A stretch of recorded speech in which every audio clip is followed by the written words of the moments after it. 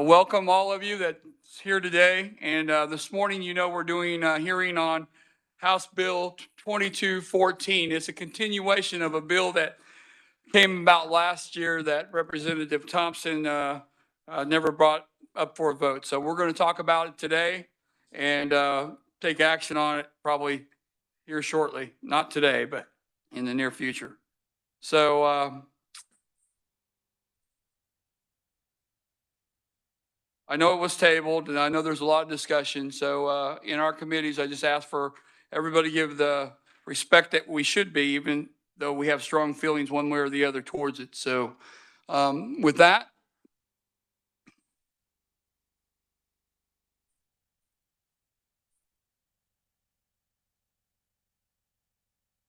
Thank you, Mr. Chair. Good morning, committee.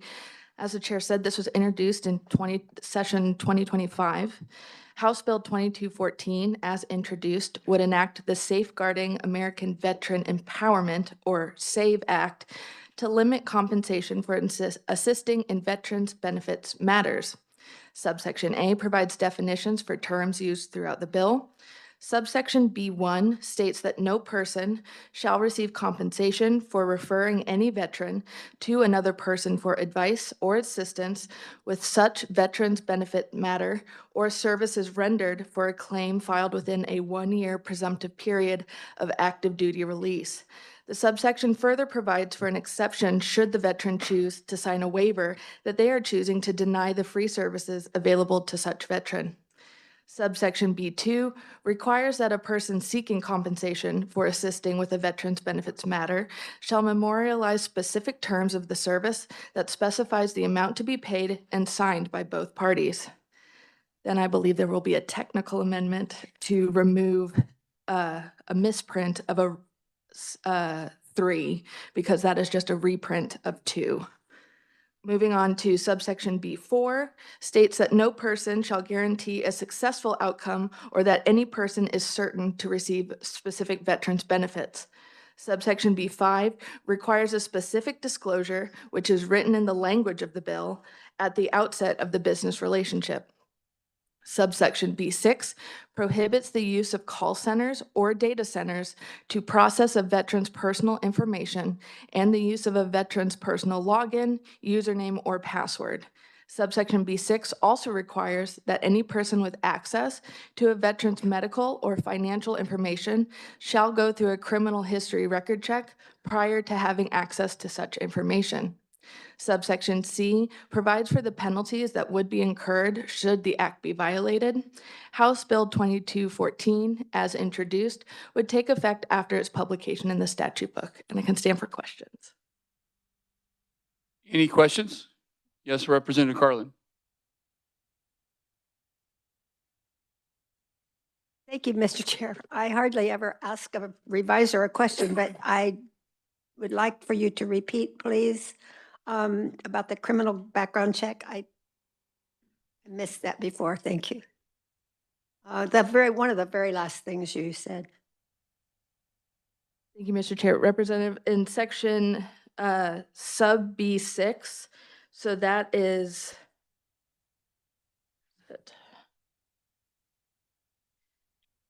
on line 42, ensure that any person who has access to a veteran's medical or financial information undergoes a criminal history record check prior to having access to that information. Thank you, Mr. Chair. Thank you, ma'am. Any other questions for the reviser? Thank you, ma'am.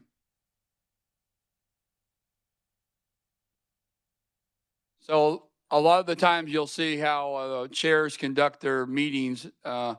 You can use proponents first, neutral testimony first, or opponents first. This morning, we're going to start with our opponents first, and in the order that I just had talked to you about. So David Kennedy from VFW, you want to stand up and speak, please?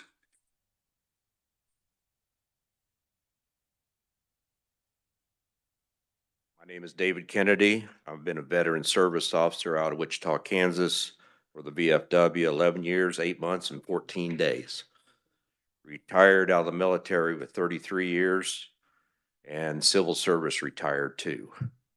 Now I'm on Social Security, so I should be fishing today.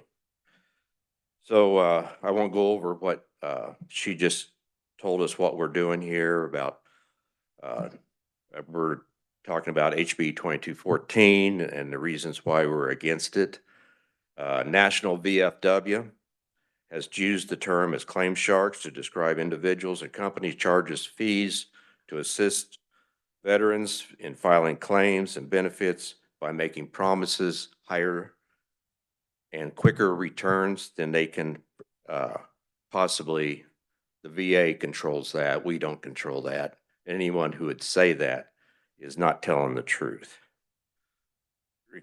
And they request a veteran to do all the work that a normal VSO would, accredited VSO would do for them in face-to-face, in person. So the description of accredited VSO is by CFR 38-14-629 is a person of good character, reputation, demonstrated the ability to present claimants before the VA. And that's what they make the determination.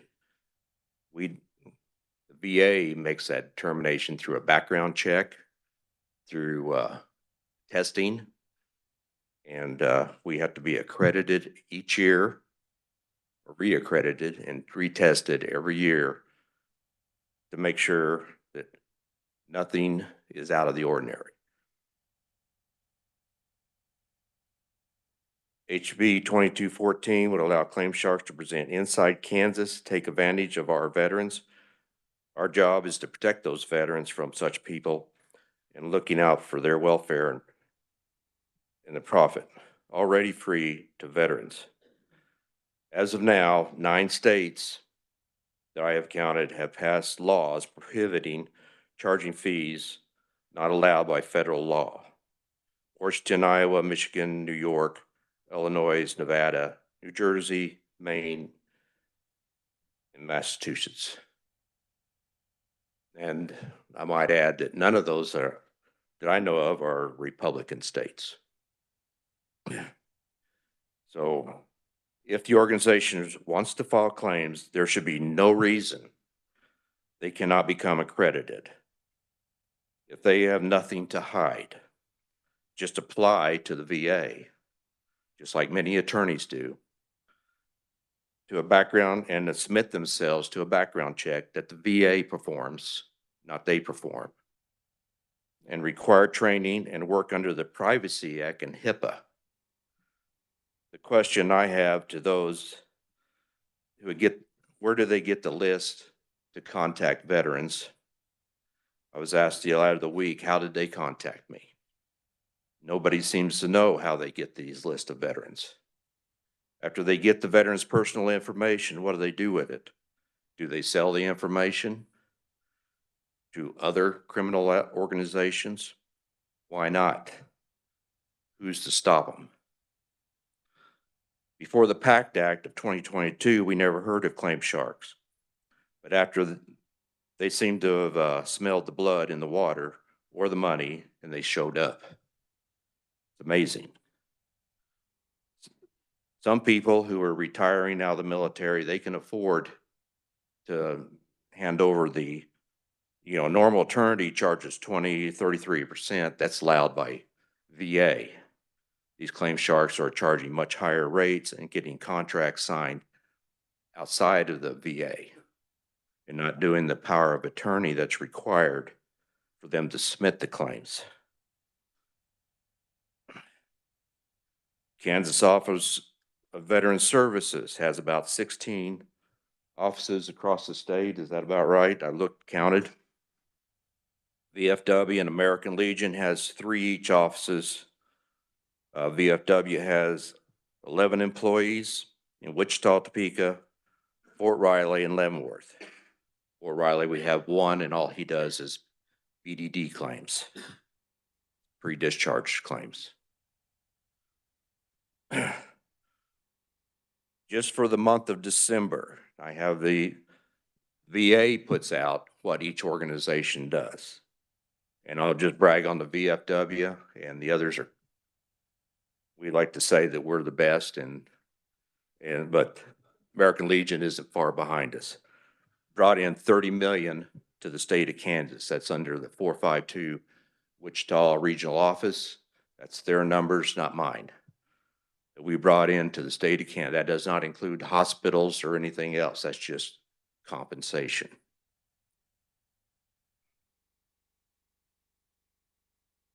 There are many other services that the VSOs provide that a unaccredited person does not provide.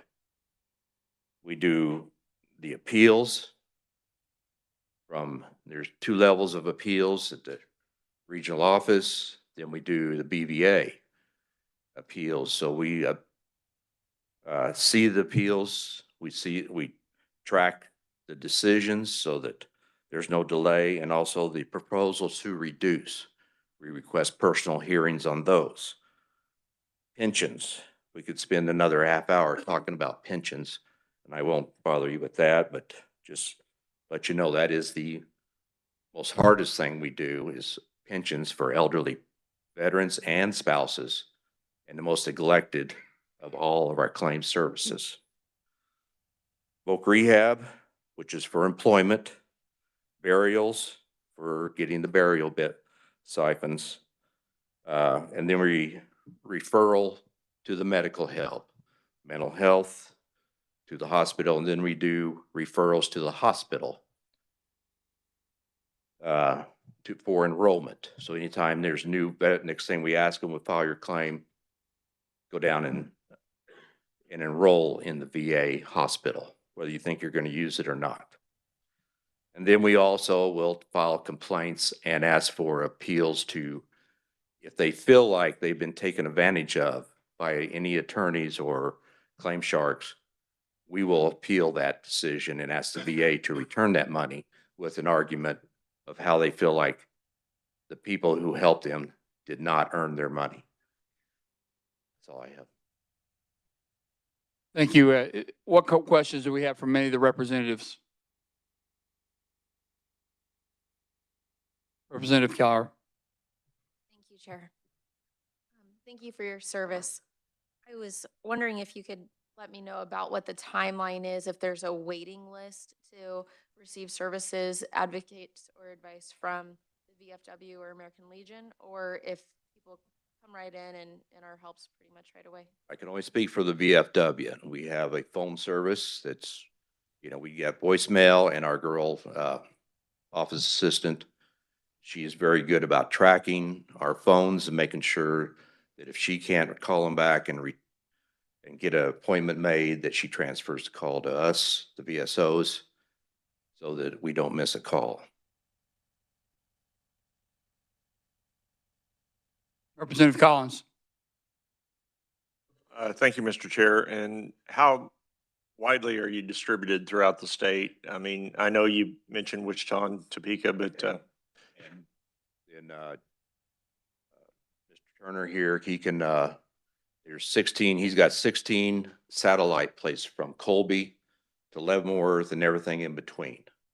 He's got different, and then they travel, they have assigned travel to their surrounding cities, like 3 or 4 cities around, and they set up at the library or something, and everyone knows that they're going to be there that time and date on that month. all right, thank you. Yes, Representative Butman. Thank you, Chair. Thank you, sir. You had mentioned briefly that VSOs do a lot of the legwork for the veterans, and if the veterans go this other route, that they're left to do a lot of the legwork themselves, if I understood you correctly. Could you expound upon that a little bit? Without being accredited, they're not recognized inside the VA. They cannot submit. I can submit claims for any veterans for any purposes. I can file their appeals, except for their initial claim. Their first claim, they have to have a wet signature. After that, I can just about sign everything. But I'm accredited VSO. The VA has given me all that trust. I have access to all their information, all their dependents, all their banking information. VA opens that. That's why we have to have such severe background checks that we know that people are not going to take advantage who work for us of the veterans or their widows. Good. All right, Representative Calhar, and then we have one more question for you. Sorry, just a quick follow-up. When someone calls in to schedule an appointment, are they generally getting appointment within that week, or about how long is the wait before by the time they call until the appointment is, where they can come in? It depends. Leavenworth is they have a lot of discharges there. They may be like 2 weeks. Wichita, we can within several days, they can call in. I take walk-ins. I'm at the Wichita Hospital, and I don't, whatever comes through that door, that's what I take. And because the reason why the hospitals are important is because they walk down the hall and they can, and the doctors and the nurses says, you need to go see the VSO and file this claim.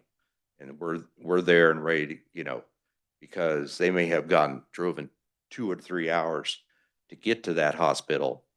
We don't want to turn them away and say, well, come back later. And they did everything they could to get to the hospital that day. So I take walk-ins. Hang on just a second. Our Minority Chair, Mr. Representative Royal. Thank you, Mr. Chairman. Thank you for your presentation. We've heard a lot of talk, not just today from you, but from a lot of other people. And it strikes me as when I'm listening to this and we're talking about accountability or accreditation by the VFW and American Legion and the people from the ESO when they apply for benefits on behalf of a veteran. What, in my mind, what constitutes an accreditation as far as what the VA says you have to have? Do you have a list of that? I'm sure they have a hard list, but we have to, first of all, we got to go through online training. We have to do the HIPAA training, and the VA gives us what we call trip training. We have to do that, and we have to submit those certificates to the VA while we submit the background check. Just like you did in the military, you did that questionnaire for a security background check.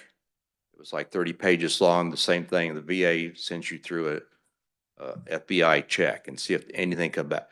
The VFW does a KBI check first so that we're not embarrassed and hire someone. And then before you got to go to training to get your accreditation from the VFW, either online training. It's really going on in Annapolis, Maryland, but it's a live in-person training for a week before they'll accredit you. All right. You good? One other quick question, and maybe, I don't know if you can answer this.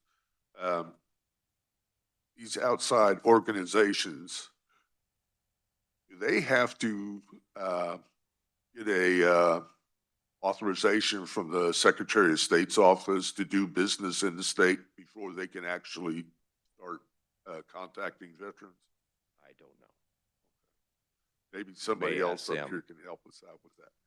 Thank you, Mr. Chairman. Are you dying to ask a question, Representative Carlin? Yes, thank you. This will be the last question for Mr. Kennedy. Yeah, Mr. Chair, just respectfully, it might be good to hear all the testimony before we ask questions because some of these will be answered, I'm sure, by other people, but that's your call.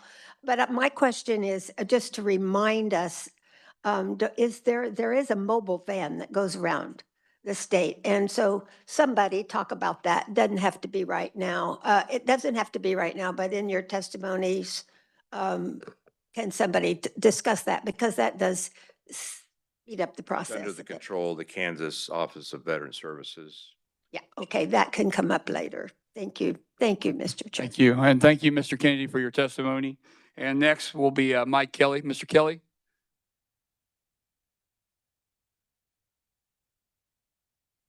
Good morning, Mr. Chairman, members of the committee. Thank you for taking my testimony today. I'm the state president of the Military Officers Association of America, and I'm here on a voluntary basis. I'm not compensated. Our national organization does send us a little travel stipend, which I use to help my people in our group travel to training and so forth, but I'm not compensated to be here. I want to make that absolutely clear. Military Officers Association of America advocates for the entire military community. One of the things we worry about is consumer protection.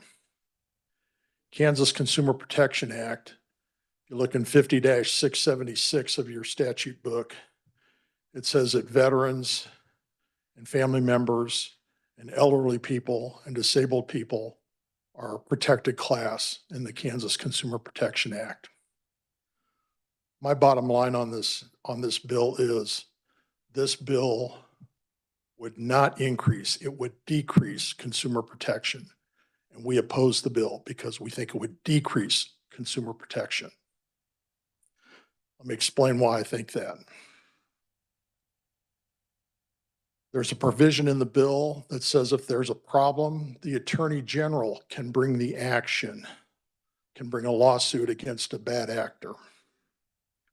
Right now, under the Kansas Consumer Protection Act, an individual can bring the action, can file the lawsuit. If this bill were to pass, this would lock out individual veterans or their survivors from suing a bad actor. They would have to persuade the Attorney General to use their limited resources to take the action into court. And if you look at the fiscal note that's been provided by the Department of Revenue, the Attorney General's office lists the cost of, I believe it's a half of an FTE for an attorney and an office assistant. And there's a dollar cost with that. But the cost isn't the dollar cost that I'm objecting to. I'm objecting to taking the right to sue away from the veteran. That's a decrease in consumer protection, a decrease. The language in this bill would protect these claims assistance companies. It doesn't protect the veteran. If a veteran is discharged and they think they got a bad discharge, they can bring an individual action to get that changed. There's a law clinic that just opened at the University of Kansas that provides help on that sort of thing. The law clinic cannot do advocacy. And if this bill passes, the veteran would have to advocate to the Attorney General to bring the action and could not use the law clinic at KU to assist. I find that to be the most objectionable part of this bill.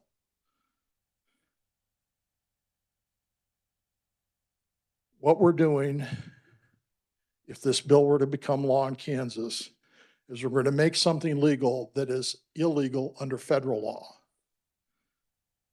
38 U.S. Code 5901 and the following sections right after 5901 say that you can't charge for an initial claim. You can't charge to provide assistance for an initial claim. If this bill were to become law, there's a mathematical formula that it spells out, and it says so many times the increase in benefits would be a permissible fee. That's in conflict with federal law. Now, I'm going to read something that the California legislature wrote. And this was published on September 9th, 2025, so it's pretty recent. For decades, federal law penalized unaccredited actors who charge veterans for preparing, presenting, or prosecuting claims before the VA. While regulations still prohibit such behavior, all criminal penalties were removed from federal statutes in 2006, leaving the VA essentially toothless to go after bad actors. Further, these unaccredited companies and representatives are not subject to accountability measures laid out in federal law over the oversight of the VA. That's a direct quote. In my written testimony, I have the URL where you can look it up on the internet to verify the veracity of what I just read. Kansas Consumer Protection Act in 50-625 says a consumer may not waive or agree to forego rights or benefits under this act. Well, there's waiver language in 2214. So I think that the 2214 conflicts with 50-625. Going further in the Kansas Consumer Protection Act, 50-627 refers to unconscionable acts and practices. In the Kansas Consumer Protection Act, the bad acts are there's deceptive practices, and the worst ones are unconscionable. In 2214, they refer to deceptive, and they say, you know, we're not going to do deceptive things, and if there's a problem, the Attorney General can sue. Well, I told you about that problem already. 2214 would allow two sorts of currently unconscionable acts. One right now says, when you write a consumer contract, you may not take advantage of an individual's infirmity or ignorance. And those are the words directly from the statute. Well, a veteran who has a claim for disability compensation thinks they're infirm. Maybe they've been to a doctor and, you know, I've got a problem here. You know, I jumped out of an airplane, twisted my knee, and my knee's killing me now. They think they're infirm. And I served 34 years on active duty, and I knew a lot of military regulations, but I didn't know veterans claims stuff very well until I started doing what I'm doing now. And I certainly don't know what Mr. Kennedy knows. So I would argue that I'm ignorant of a lot of claims details. So I think that, once again, 2214 would conflict with that part of the Kansas Consumer Protection Act. Finally, Kansas Consumer Protection Act 50-627B2 prohibits grossly excessive pricing. Because Kansas veterans or their survivors can obtain claims assistance at no charge to the claimant, 2214 would permit contract agreements with grossly excessive pricing from for-profit claims assistance services and reduce the consumer protection of veterans and their survivors. My bottom line, no Kansas law should reduce the consumer protection of veterans. Thank you, Mr. Chairman. I stand ready for any questions. All right, we're going to continue without going. If you have any questions for Mr. Kelly, go ahead. Anybody? I guess you escaped free. Thank you. Thank you. If we have any, we'll call you back up. Mr. Pogue. Ogie. Appreciate it. Thank you, sir. All right. Thank you, Mr. Chairman, and thanks for the committee for granting me the opportunity to speak to you all this morning in reference to the HR 2214.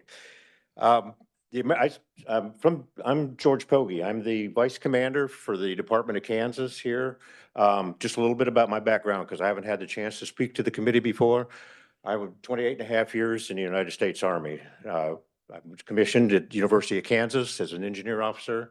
Not too long after that, I branch transferred into Special Forces officer, and I retired as a full colonel. One of the things I did do is I was a platoon leader, company commander, battalion commander, and then went on to be the deputy commander for a civil affairs command. We are opposed to the allowing private claims representatives to operate in the state of Kansas to prepare and assist veterans preparing claims and submissions for the purpose of determining disability and to further receive benefits from the Veterans Administration and charge a fee or receive a portion of the veteran's benefits from the veteran as payment or compensation for preparing or assisting the claims. Qualified military veterans have provided a service to this country and have earned benefits that are provided through the Veterans Administration. They earn these benefits, and we're obligated to assist them in receiving these benefits. The certified claims officers provided by the Kansas Office of Veteran Services, as well as the Veterans Veterans of Foreign Wars, and the American Legion in assisting veterans applying for and receiving these benefits. It's both illegal and immoral to charge these veterans to receive this compensation from the veteran or assisting the veteran in processing these claims. Currently, the Veterans Claims Assistance Advisory Board, in accordance with KSA 73-1234, the executive director of the Kansas Office of Veteran Services establishes and administers the Veterans Claims Assistance Program in accordance with the KSA 73-1234 to improve the coordination of veterans benefits counseling in Kansas to maximize the effective and efficient use of these taxpayer dollars. And it also ensures that every veteran is served and receives claims counseling and assistance. The primary issue here is all of our VSOs, whether they work for the Kansas Office of Veteran Services or they're provided by the American Legion or they're provided by the VFW, all are supervised, their work is supervised, and the effects are supervised by an effective organization in the state of Kansas. The folks that we're talking about are outside that. Kansas Office of Veteran Services is also responsible, along with currently participating veteran service organizations, to ensure that all the veteran service officers are fully accredited. You've heard already what they mean by fully accredited and what that means to the veteran, as well as what that means to the system. Each participates in recurring training to maintain their high level of certifications and standards. All of the organizations also conduct surveys as well as do interviews with the folks that we do assist to make sure that we're adhering to those high standards and ensuring that we're providing quality support to our veterans. The current system is self-policing and uses various techniques to monitor its own performance to ensure that we are creating the best opportunity for all of our veterans to receive their earned benefits and services. In reference to allowing veterans that maximum spectrum of choices to pursue in reference to acquiring access to the full range of benefits, it is our responsibility to ensure that that is policed, and it is our responsibility to provide a system that is credible, it's honest, it's accredited, and it truly has the best interests of the individual, not the organization or past service at heart, when offering their services by an individual. Command Sergeant Major, you and I used to handle troops a lot. We did give them a choice, but as a commander or as a senior NCO, it was our responsibilities to ensure the choices that were presented were choices that were in those best interests of those servicemen when they came in. I'm not sure how it happened. I was in the Army from 1975 to 79 at Fort Knox. I was a platoon leader and a company commander. I do not know how, but every single used car salesman in the city of Grafcliff seemed to know when that serviceman got the different portions of his enlistment bonus. And I used to tell my troops, if somebody's coming to the barracks at 10 o'clock at night to take you down to the used car lot to sell you a used car, that's probably, although your choice, probably not the best choice. And it was my responsibility as a company commander to make sure that they understood what the ramifications of those choices are and try to prevent them as much as possible. That's why we're here, is to make sure that the choices that we provide those veterans, although they do have a choice, is responsible, accredited, and to make sure that those folks are, we police that program to make sure that the veteran receives the maximum amount of benefit that he's earned. Again, I want to thank you for the opportunity to speak on behalf of the veterans of the state of Kansas before you. And I want to make sure that we understand that that's why we're here. Thank you. All right. What questions do we have? Go ahead, Representative Butler. Thank you, Chair. Sorry, get it home. Thank you, Mr. Chair. So I guess the one question I'd have, and thank you for your testimony, would be, but shouldn't it be the choice of the veteran to be able to make that choice, whether to spend his money to pay for that benefit or to go to the other one? It should be that choice he makes. We should allow the veteran to make that choice. You're entirely true.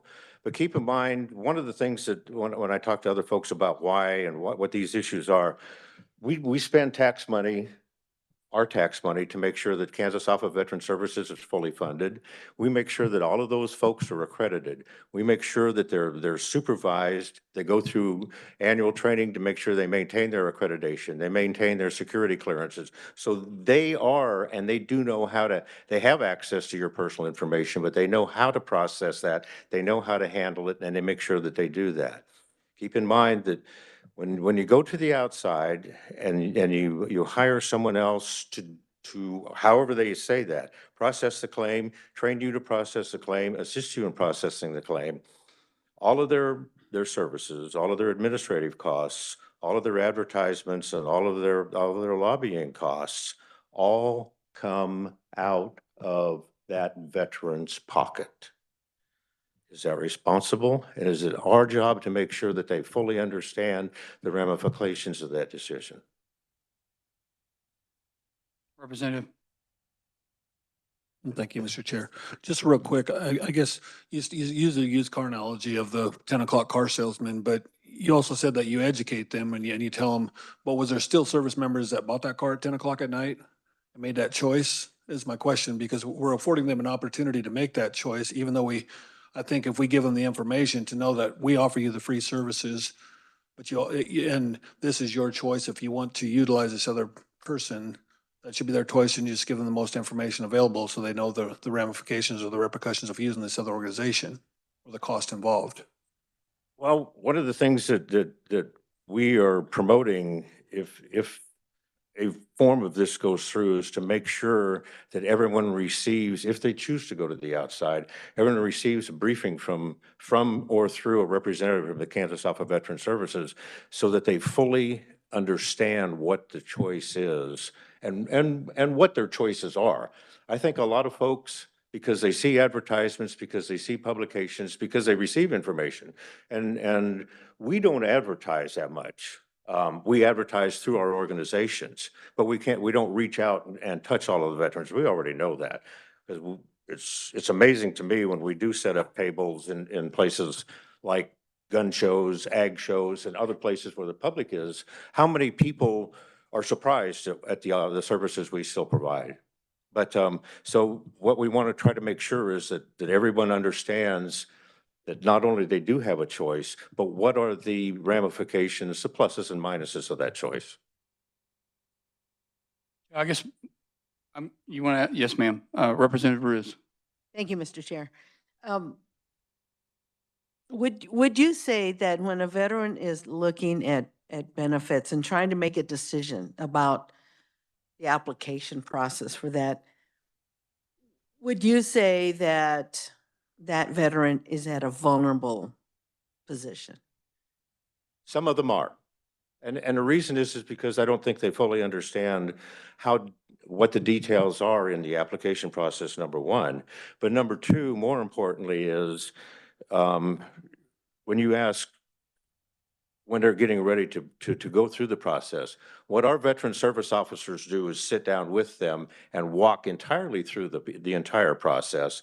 They have access to their records and information, so they know what records are missing, what information still needs to be brought in order to do that.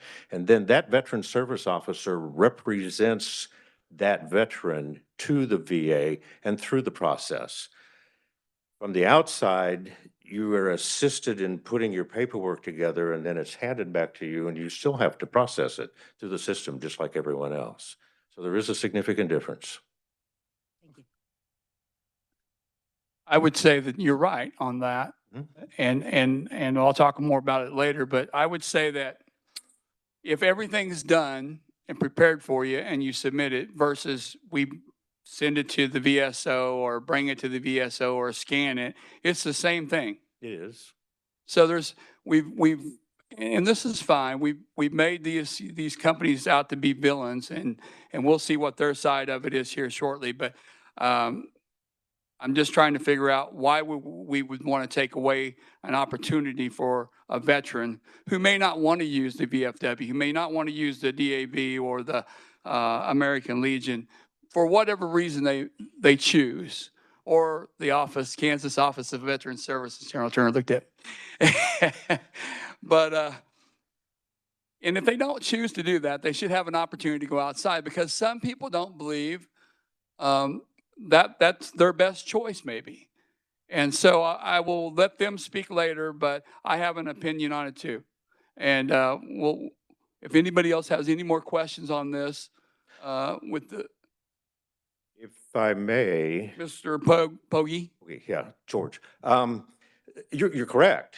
And I, I tried to stay away from the negative things, although I've got a list of, I pulled advertisements from a lot of the different claims programs, and they all say at the very end of their advertisement that not only are they're not a VSO, they're not a lawyer, they're not a financial person, but they also claim right in there that they don't represent you to the Veterans Administration. The issue is, and you're correct, there are folks outside the VSO system that are accredited, and they do take the time to get accreditation, and they are able to responsibly represent a veteran. And most of those folks are as equally responsible as far as the way that they represent the veteran. The only issue with them, and it's a question of whether they're self-policing or not, is what is their fee structure and are there controls over the fee structure? In one case, there's a current bill in the state of California. It's brought up by a Congressman Peters, and he submitted that bill because one of his constituents came back to him and told him that although he did get support and he did get access to his benefits, the cost of that was greater than the benefit.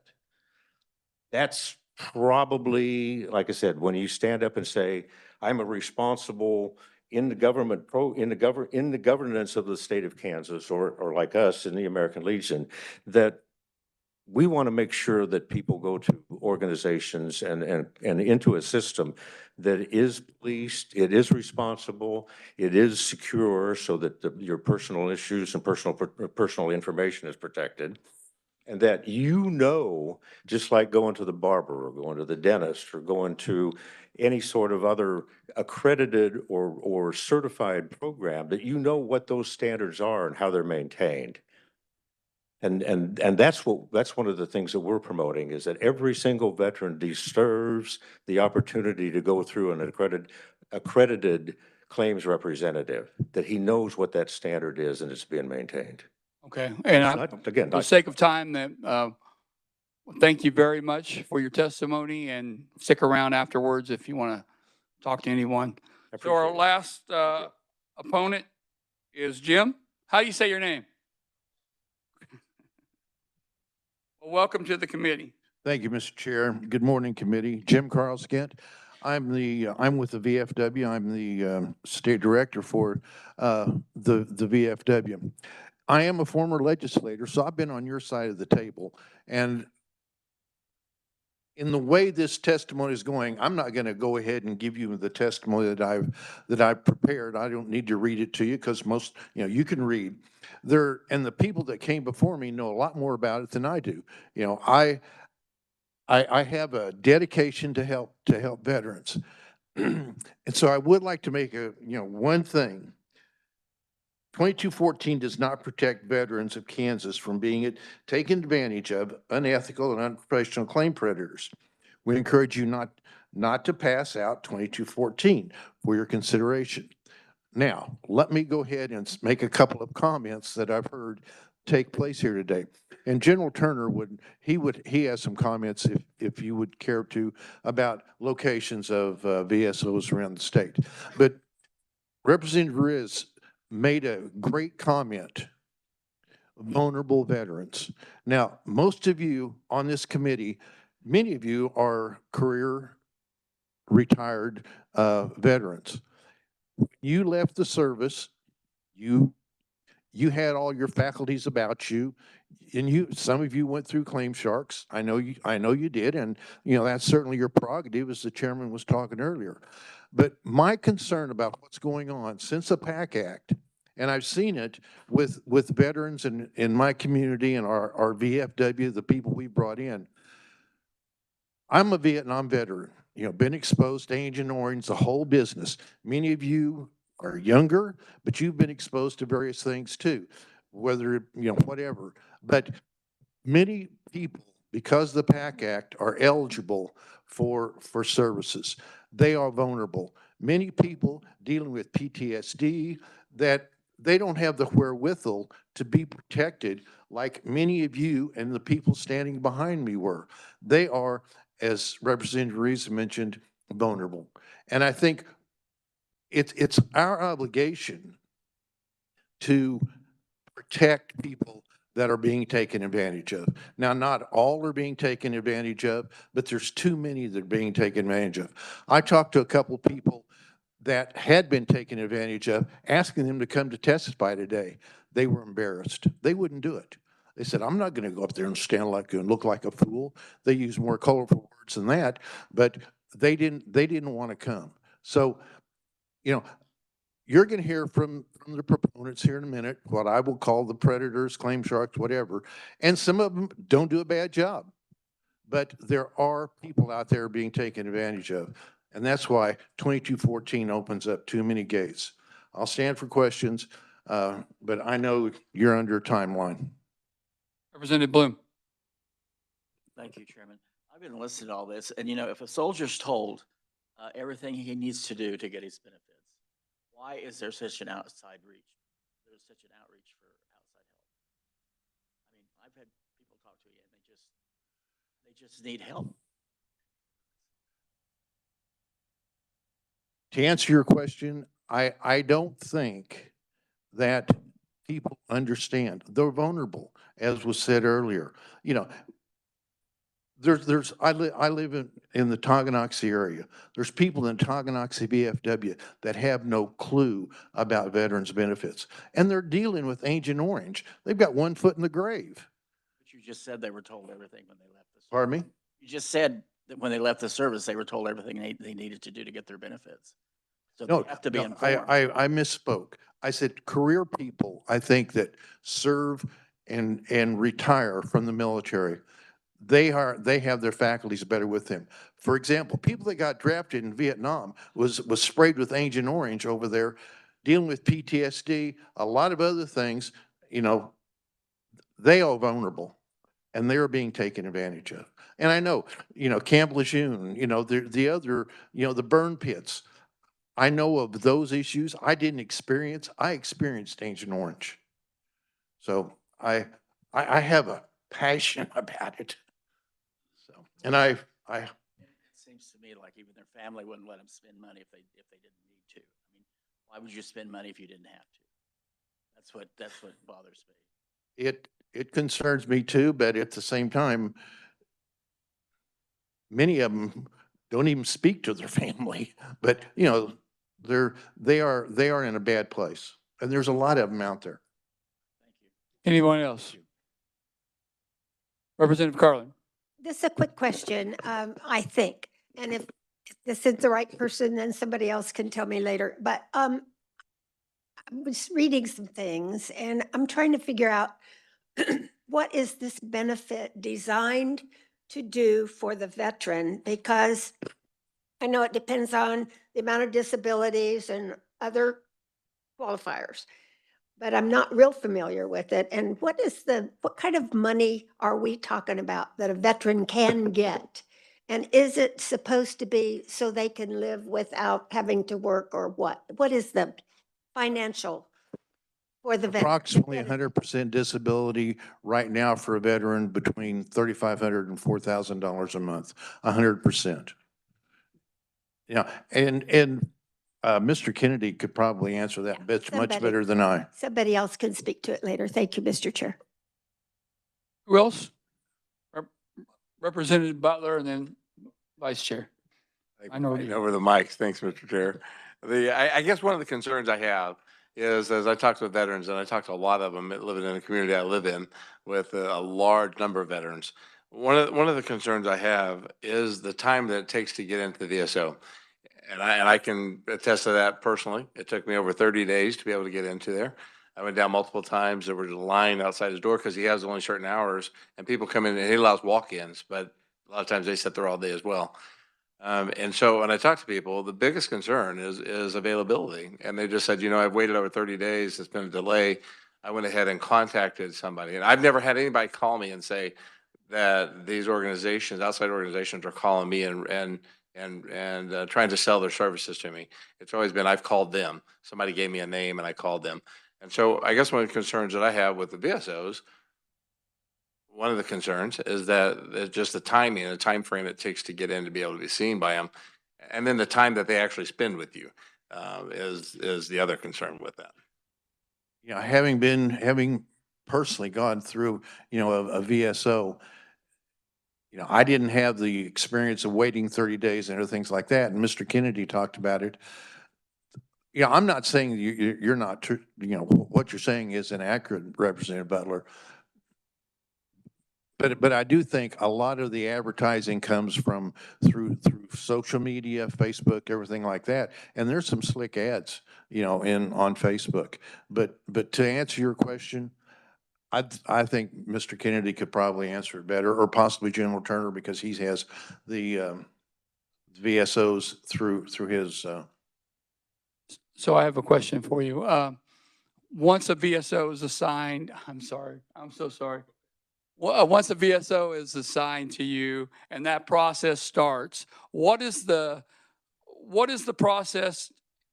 Are they only getting to go to veteran VA hospitals to get their appointments for psychiatrists, for different Now, things? to answer your question, Mr. Chair, I have personally taken veterans from the Tonganoxie area. Mhm. I brought them to Topeka to an independent psychiatrist. This person was going to go on PTSD. Heart doctor at St. Luke's in Kansas City. Another one I took to Lawrence you know, that I personally, so some of them do receive services from the VA hospitals. Other, as I said, from outside agencies, public agencies. Yeah, and one follow-up with that, and then I'll finally let our minority chair do it, is when that whole process that's going on, and I forgot my question. I really did. You got me. So, Sir, I didn't get you. It was. Mr. Chairman, very, very briefly, when you were talking about veterans that may not understand the system, are vulnerable, or have questions that don't even come up, they're trying to figure out, navigate through this. It struck me, my brother-in-law, Vietnam veteran, combat medic, first cav, came back. We talked about this, about the time he was getting out, I was going in. And he said that they had actually been on helicopters going out to pick up wounded.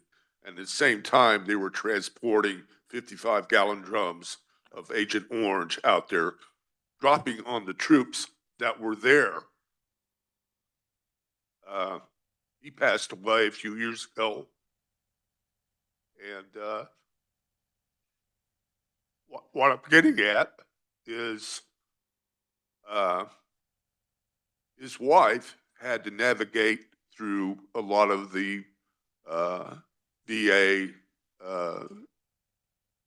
paperwork, everything, because by that time he was not in a medical position to do that by himself. So she was struggling. I would help her out as much as I could, but it falls on the dependents or the wife or the husband that if that veteran can't get those services, then they have to stand in for them and get it. And a lot of times they don't know where to go. And that's when I say that a VSO person that's accredited can help them through that process. That's all I want to say on that. Thank you. any other questions? And we're going to move on. All right, thank you. Thank you. So we're going to go to the proponents now. The very first one is William Taylor from Veterans Guardian. Mr. Chairman, committee members, thank you for the opportunity to speak to you this morning. My name is William Taylor. I'm a 23-year Army veteran, West Point graduate with 6 combat deployments. I'm proud of my service, and I'm also the founder of Veterans Guardian VA Claim Consulting, and I am equally proud of that accomplishment. Our company currently has over 200 employees. Most of our employees are veterans, spouses of veterans, or spouses of active duty. We intentionally hire in that demographic because I need employees that can relate to what my clients are going through. We are running a 90% success rate with every veteran we work with, gets some increase in their benefits. And our average decision timeline is 85 days, which is half of the national average. Those are facts. The other interesting thing is that over 70% of our clients are coming to us after having utilized the free services. And I verified that through decision letters that are coming back from the VA. 70% of them have a VSO listed as the representative. So the question is, why are we running such a high success rate? Why are we getting decisions back so much quicker? And why are so many veterans coming to us after having utilized the free service? And this gets to the big difference between the service that we're providing. The genesis of our industry was not the PACT Act. It was actually a significant change that the VA made in 2016, where they allowed veterans to do what's called a fully developed claim. Prior to that, they were only allowed to do what was called a standard claim, where they could fill out the application form, provide their medical records, some service records, and then they were relying on the VA's duty to assist to actually do the development work and prove the claim. We, post-2016, we do nothing but fully developed claims. We work extensively with the veteran on the front end to ensure that all of the evidentiary requirements are met, that we're in compliance with federal statute and federal law and policies. And that is why when we work with the veteran and the veteran ultimately submits that claim, every piece of evidence that's necessary to approve that claim is included in the claim packet. That's why we're seeing higher rates. I don't have secret access. I'm not their representative to the VA. But that's the value that we're providing for veterans, and that's why they were looking at us as a choice. There were a lot of accusations against our company, and I'd like to address some of those. First, the question of, are we operating in compliance with federal law? We are 100% in compliance with federal law. Prior to 2006, federal law used to say that no one could assist a veteran unless they were accredited, and no one could charge a fee, to include the lawyers. In 2006, Congress changed the law and put in a very narrow definition of accreditation. The law now states that you can't act as an agent or attorney without being accredited by the VA. And that is a very specific narrowing of the law, and it was intended to provide an avenue for accredited attorneys to represent veterans before the VBA courts. That very specific language allows me as a private entity to make a choice. I can become accredited, or I can operate as an unaccredited entity under the current law. We chose to operate as an unaccredited entity for a reason. When I look at a veteran, I want to look at 3 pillars. I'm looking for things they should have claimed that they didn't. If I'm accredited, I can't assist with that for a fee because of the restrictions under the current law. The second thing I'm looking for is secondary conditions. You're rated for your back. I now have radiculopathy in my leg. That's a secondary condition that can be service connected through the primary. I can't help with those for a fee if I'm accredited either. The only thing that I could assist with are things that you've either been denied for or we feel you're underrated for. 90% of the work I do is in those first 2 pillars. We chose to be unaccredited because I can better serve our clients and look at their case holistically. I pay a price for that. I'm not their representative to the VA. I don't have access into the system. But what we do is we do extensive work with the veteran on the front end to ensure that their packet has everything that's necessary for approval. The veteran submits it to the VA in their own name on their own behalf, and then we work as a consultant to help them navigate the process, whether that's preparing for CMP exams, responding to correspondence they get from the VA, a host of anything that they're dealing with. I would also like to highlight that our fee structure is 100% contingent on a successful outcome. There are no upfront fees, there's no non-refundable fees, and the veteran only pays a fee if they have a successful outcome. So there's little to no risk to a veteran choosing to use our services because they are only going to pay a fee if they have a successful outcome. We also do not invoice until we've verified that the veteran is getting their new money from the VA. We've enshrined in this law what we believe is a reasonable fee. And it is also in accordance with, there's a bill at the federal level called the Choice Act, which mirrors many of the protections that are provided here. The Choice Act at the federal level has passed out of the House Veteran Affairs Committee. It is waiting for a vote before the full House. That bill would create a path to accreditation for us, allow us to charge a fee at any step, but more importantly, put all these consumer protections in place. We are an advocate of that bill. I want to be accredited, but the current system doesn't allow us to. A couple of the other things that I'd like to address is there were accusations of what lists are we using? What are we selling? How are we getting clients? I can tell you how we're getting clients. 50% of my clients come to us as referrals from other clients. I do nothing but simple Facebook and Google advertising. I do not have call lists. I'm not soliciting veterans. Veterans are coming to us. They are looking for another option. There's accusations about us not being transparent. In this bill, we require us to inform veterans that there are free services available. It has to be done in writing, a practice my company has been doing since we started.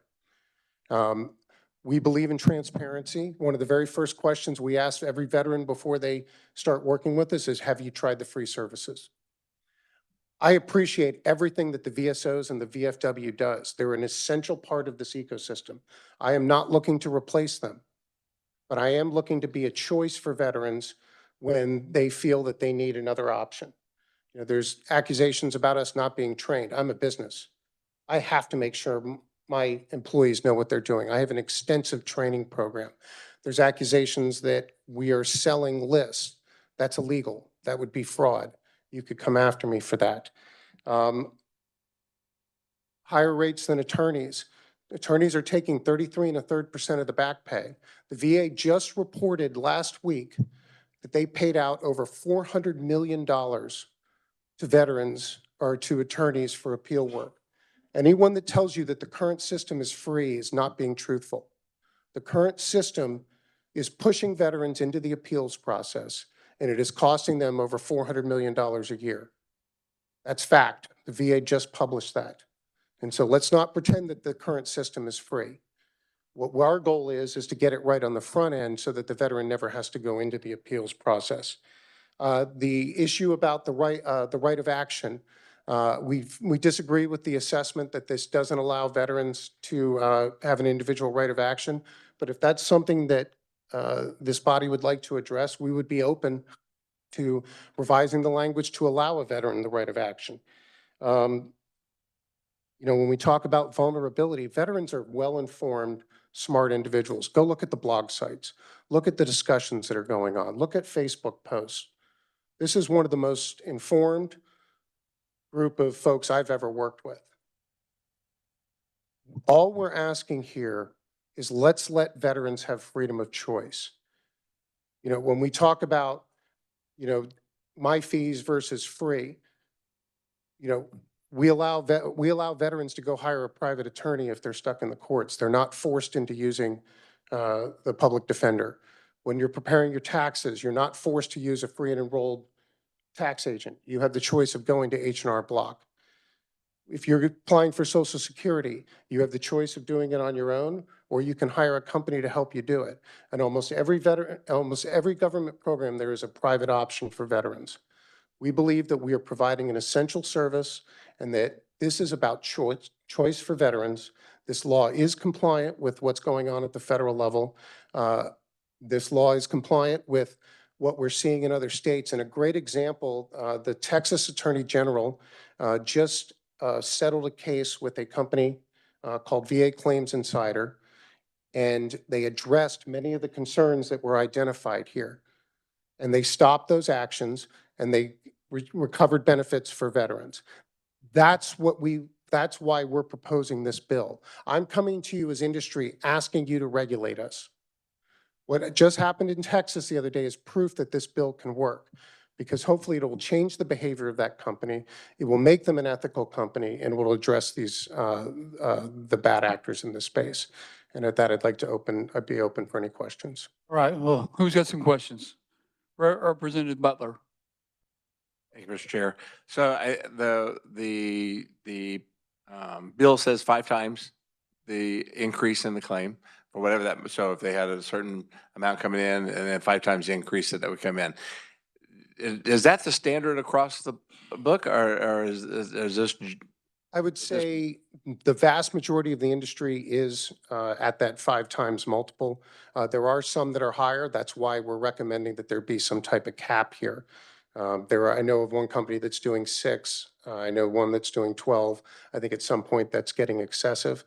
And that's why we've proposed putting a cap in this bill. Representative Ruiz.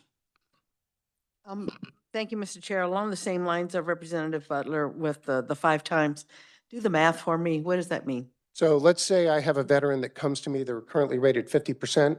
They're getting about $1,000 a month from the VA. Let's say I get them to 80, and they're now getting roughly $1,500 a month. My fee would be 5 times that $500 difference. So in this case, it would be $2,500. We offer multiple payment plans. Veterans can do a lump sum with a 10% discount. We have 5-month and 10-month payment plans, no interest, no fees. We do not touch back pay, and once that fee is paid, they enjoy that benefit for the rest of their life. Yes, ma'am. Follow up. Thank you, Mr. Chair. And if the veterans if they're unable to pay back or make that payment, what happens? Are they sent to a claims? So number one, we work closely with our veterans. And honestly, if a veteran comes to me and it says, I'm in a bad place, I can only give you $50 a month, I'll put them on a long-term payment plan. My company policy is we have never gone after a veteran for failure to pay. My default rate is under 2%. Veterans see the value in what we're providing. They know what those fees are up front. And in most cases, they're happy to pay that fee because of the services that we provided. But we have never gone after a veteran for failure to pay. Didn't hear you say that you wouldn't. I'm sorry? Would you No, do that? I never had, and I don't have any Is intention. it part of your policy that they will not be referred to a claim agent, claim company or something like that? That's an internal company policy, yes. Representative Carlin. Thank you, Mr. Chair. Several things that I had thought about are coming out, and I'm happy to hear this testimony. I had a question about back pay, and you've touched on it a couple of times, and just no experience with this at all. So if I apply through anybody and it takes 85 days or 2 weeks or whatever, what if it goes 6 months or a year? Tell me about back pay, please. So the way back pay works is once you've actually done an intent to file or you've actually filed the claim, that starts the clock on your back pay. And however long the VA takes to make a decision, let's say that takes 6 months, you're going to get 6 months of back pay. If it takes a year, you're going to get a year's worth of back pay. Now, once a decision is made, you have a 1-year clock to take a subsequent action. So let's say your claim gets denied, you have up to a year to either file appeal, a higher level review, or a supplemental claim. As long as you do that within a year, then your clock on back pay continues to run. So let's say it takes a year to get your decision, you submit your, let's say, a higher level claim 11 months later, you're now eligible for 1 year and 11 months of back pay, and then any additional until a decision is made. Thank you. May I please follow up? So if there's when that money comes through, then if you have helped them get that money, do you claim your percentage on the whole back pay? Absolutely not. We do Okay, not touch back thank you. pay. All right, thank you. I'd also like to note that I have no access to their bank accounts. I have no access to their credit cards. Any fee that I collect has to be done voluntarily by the veteran. They have to take an action to make that payment. That was another question. So it's not a payroll deduction. Who sends the money out? The VA from federal government, like Social Security? Does it come like Social Yes, the Security? VA pays the veteran, and then the veteran chooses how they want to pay us. I'm not I have no access. Okay, so to they those actually have funds. to make a payment to you That is each month correct. as if you were a loan, Correct. like a loan company. So what is a rate of action? I didn't understand that. I maybe I didn't hear you right.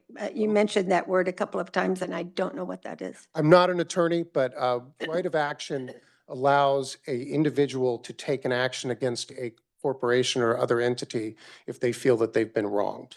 We are fully in support of individual veterans' right of action, which means that if they feel that I've wronged them in some way, they have the ability to sue me in court. Okay, one more thing. You said something about, you used a number, which could be any number, but I think you said $2,500 a month. Is that, you said 5 times something would equal $2,500 a month? And so my question is, every month that they get that money for the rest of their life, they are paying that fee or not? No, it is a one-time fee. So let's say a veteran, I'll use another example. Let's say a veteran goes from $1,000 to $2,000 a month because I've gotten them an increase in their benefits. Their increase is $1,000. My fee is 5 times that $1,000 difference. So in this case, it would be a $5,000 fee. They pay that once, and then the benefit is theirs for the rest of their life. That's good information. Thank you, Mr. Chair. Okay, well, I'm going to cut. Go ahead, Representative Boatman. You got it on the tail end. Thank you, Chair. I'll try to keep it short. And if you'll indulge me, I'll paraphrase you just briefly. At one point, you had basically said, if you don't get paid, we don't get paid. VSOs it's my opinion, or I'm under the impression that VSOs take veterans as they're scheduled regardless. Is there any sort of discretionary, I mean, as far as your company is concerned, discretionary latitude, I guess, that your company would take regarding veterans applying? Like, for instance, I come to you and I say, I'm interested in you increasing my benefit.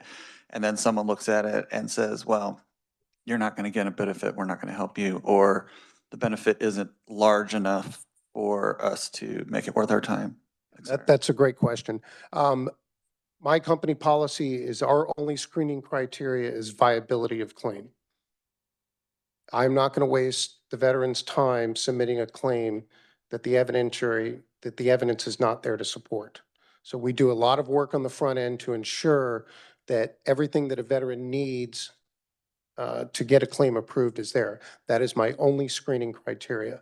I will treat a 10% tinnitus claim the same way I'm going to treat a 50% PTSD claim. And I'm going to lose money on that 10% tinnitus claim because it costs me a certain amount to put someone through my system. And if someone only gets a 10% increase, their fee is going to be approximately $600.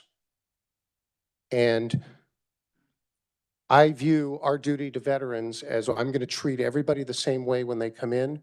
And I'm going to lose money on that claim, but that veteran's going to know that we did right by them, that we treated them fairly and we treated them the same exact way. But I'm also not going to take a claim forward and get a veteran's expectations up if the evidence isn't there to support it. So the only screening criteria we use is viability of claim. I'm going to ask a question and then we're going to move on. You feel that you do a great job serving veterans. You feel like some of the remarks that was made in here today were not necessarily true at all. And none of you know this, but Veterans Guardian, I used them in 2022. Didn't know them from Adam. I looked them up on the web and I thought I would use them and I tried them. And here's the paid receipt for it that I used.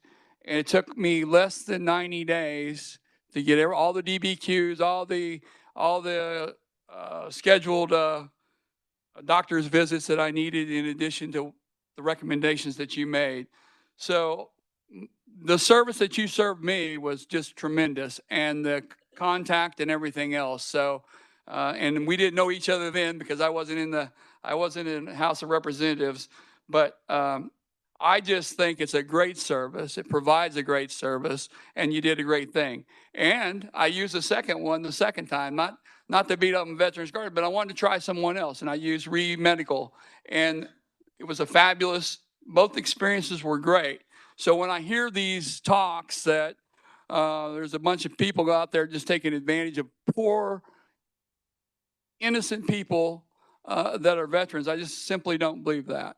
And that's my opinion, and that's where I'll stick by. But I want to thank you for your company. I know what you do, and I believe in you, and I appreciate that you're there, and hopefully we'll continue on. And this is a good legislation, in my opinion, because it does, you ask for regulation on it. And so that's where a lot of companies wouldn't, because if we don't get this bill, we don't have anything. We're where we're at. And it may come down from the Senate side, but I don't see it going anywhere. This is a good bill. It puts regulations on it. So that's my opinion on that. And I want to thank you for coming and spending your time with us and testifying. Thank you, sir. Ray Colas. Sorry about that, brother. Chairman, members of the committee, my name is Ray Colas, and I'm here today to testify in support of House Bill 2214. Now, I don't want to repeat everything that was said today, but I will clarify some of the statements that were made. And it's unfortunate that there seems to have been a disconnect between some of the talking points that were provided and what this bill seems to accomplish. Now, we've been working, whether directly or indirectly, with the VFW across the country. We asked them for what their concerns were as it applies to this issue, because this is not a state issue, it is a national issue. And I'm concerned that it was said that the state of Kansas would be worse off if this bill would pass. But yet, when you ask what regulations exist today that regulate this industry, none exist. The concerns that were raised by the VFW were predatory practices, and they call us claim sharks. They say we're in violation of federal law, all of which seems to be trigger words to stimulate an emotional response as opposed to a logical response. But if you look at this bill from a logical perspective, the VFW has said these veterans are being taken advantage of, where these industries are taking money from them and not providing them with services. That's why we made sure that there's no fee that is owed to us until that veteran receives a successful outcome. They said that we're charging too much money. We have put limitation on the amount of fees that we can collect from the veterans. They also stated that these veterans don't know a free service exists, so we made sure that you have to sign a disclosure notifying the veteran that a free service exists. So every time they've presented an actual issue that exists, we have come up with a solution. But that doesn't seem to be enough because they're still here in opposition to our bill. It seems to us that they just feel that we should not exist at all. They're entitled to that position. It is their choice if they don't want to use us. However, that option should be made available, just as it was done for the chairman, to the success of the chairman's needs. Now, and they also stated there should be choice. We agree, that's what this bill does. They claim that no penalties exist. Well, penalties don't exist for them as it applies to criminal or civil penalties. If a VSO member or a VFW volunteer provides services to a veteran and something goes awry, there are no criminal or civil penalties to go after that individual who assisted the veteran, just as there is not for us. But yet, as Bill Taylor said, we are coming to you to regulate our industry, and now penalties would apply to us, and penalties still don't apply to them. But we're okay with that because we stand behind the services that we provide. We know we don't take advantage of veterans. Are there bad actors in this industry? Absolutely. There are bad actors in every industry. But let's separate the good from the bad. Their testimony today is not against us. It is against their fellow veterans. Those who are out there on the streets, homeless, those who have committed suicide because they don't feel they had a voice. No one was there to help them. So if this works for some, although it doesn't work for you, let it happen for as long as the information being provided is transparent and as long as that veteran is well informed. With that, I ask for your support. All right, are there any questions for him? We're going to wrap this up here with one more. Yes, ma'am. Go ahead, Representative Thank Carly. you. Sorry, I missed your testimony. I needed to take a break. But the only question I wanted to clarify right now is, somebody mentioned 33%. Is that the amount of interest you charge on a fee such as the $5,000 fee that was mentioned that we discussed? So do you charge interest? No, and that 33% that you're referring to, that's what attorneys are legally entitled to. Not If there's an necessarily your appeal- company. You're talking about the attorneys. law. That's correct. That applies to attorneys. We do not provide those services. We do not represent the veteran before the VA as their agent or attorney. Okay, so if there was a court case, that would Correct. be the attorney's fee. That's correct. All right, I just need that cleared up. Thank you, Ms. Yes, ma'am. Anybody else, real quick? Representative Ruiz. How do you know when a veteran is having an increase in the benefits? We depend on them to inform us of that. Okay, so there's no other, I've heard from veterans that there've been like robocalls to them. Specific. People are saying to me that they've received calls from, companies. An such automated as call? yours. Yeah. Yeah, And there just are some, checking to see if they've received their benefits. there are some companies that do, from what I've heard, utilize that service. What is your policy? Policy as it applies to robocalls? Well, I don't think we have a finding- policy as it, on robocalls, but we don't use robocalls. Maybe you need to, because that seems to be an issue with other companies. So maybe that is something you might be able to look at. There's the issue of when the veteran receives the benefits and them informing the company they've been working with or the company repeatedly calling them. So do you have a policy about that? Something we can consider. Okay, thank you. Representative Johnson. Thank you, Mr. Chair. It's not for this individual, just a question.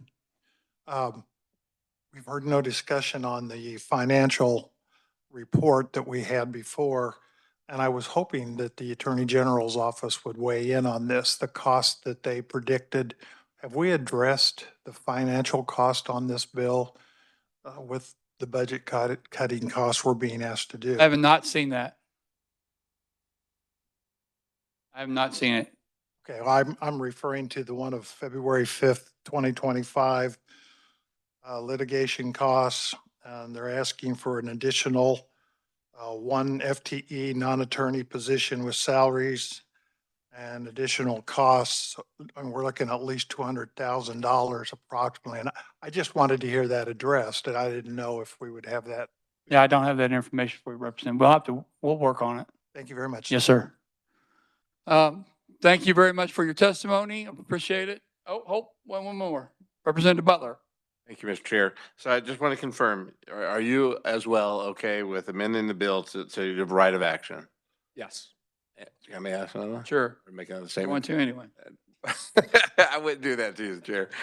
So just to clarify, I know that when I use an organization and they contacted me and I called, they didn't contact me, I called them and said, hey, this has been what the VA has authorized me as a claim. And they said, okay, this is, based on the agreement, this is what you owe. And they said, when can you do it? And you can do it over this period, this period, this period.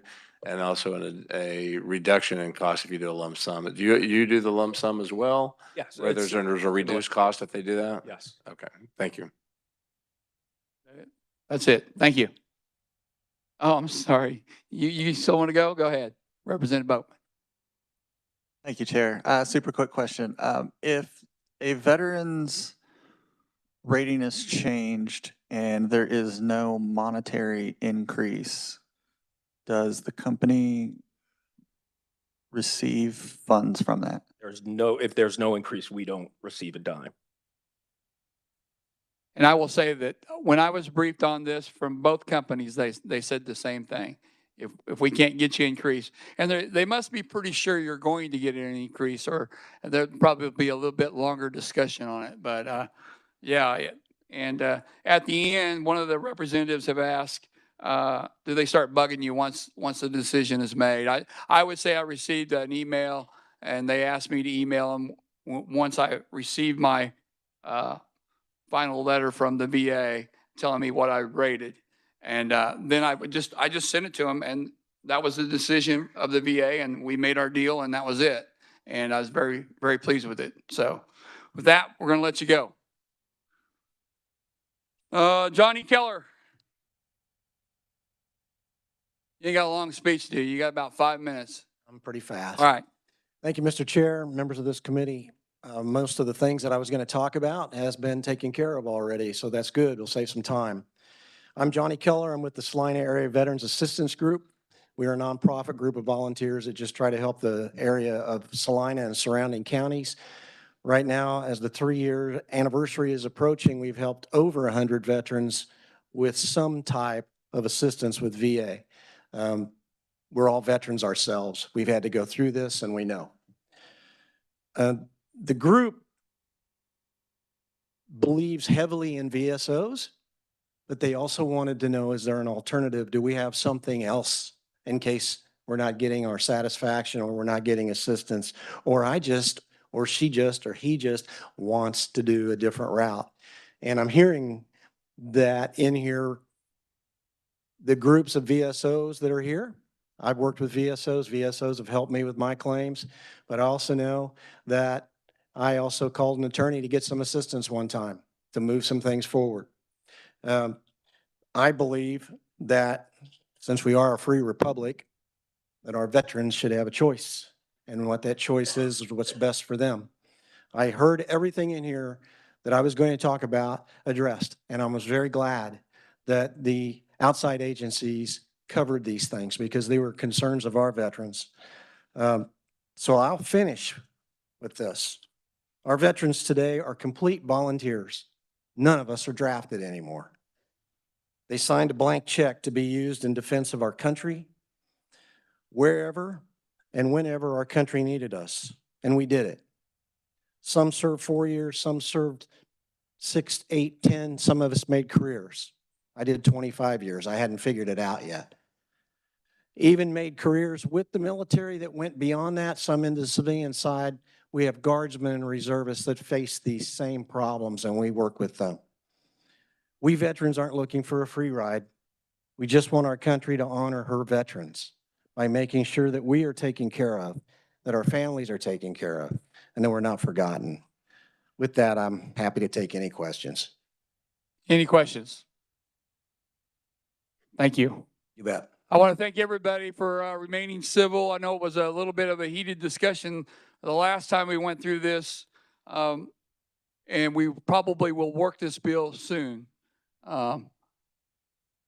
And stick around if you have any questions. We have our regular chamber meeting at 11, so I'll stay around if you have questions and want to talk about anything. So thank you, and we're adjourned.